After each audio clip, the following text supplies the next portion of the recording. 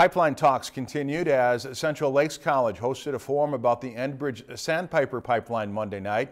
The forum featured the Enbridge project director and an independent environmentalist. As our Scott Sheehan tells us, the forum focused on what the community needs to know about oil, water, and pipelines.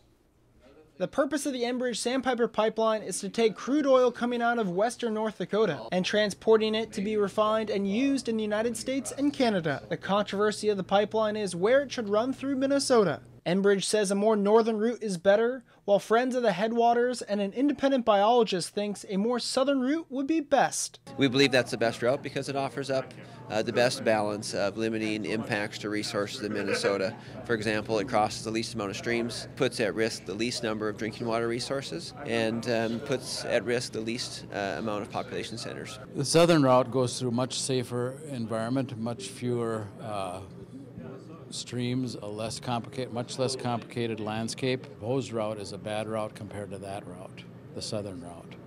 Over 100 members of the Brainerd Lakes community not only listened to both arguments, they also took part in the forum by questioning both sides. Friends of the Headwaters is advocating for a different route to protect our Minnesota water resources. The routes that we are advocating for do protect the Minnesota resources and follow existing pipelines. The company doesn't make money.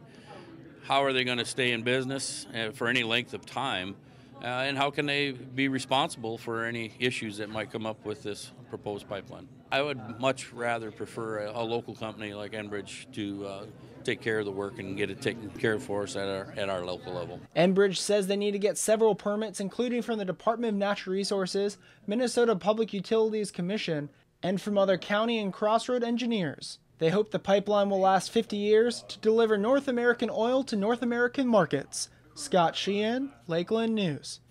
And I'd like to thank the Rosenmeier officials for asking me to co-host last night's environmental forum and pipeline forum. It's certainly a well-attended and educational 2 hours of discussion last night in Central Lakes. If you've enjoyed this segment of Lakeland News, please consider making a tax-deductible contribution to Lakeland Public Television.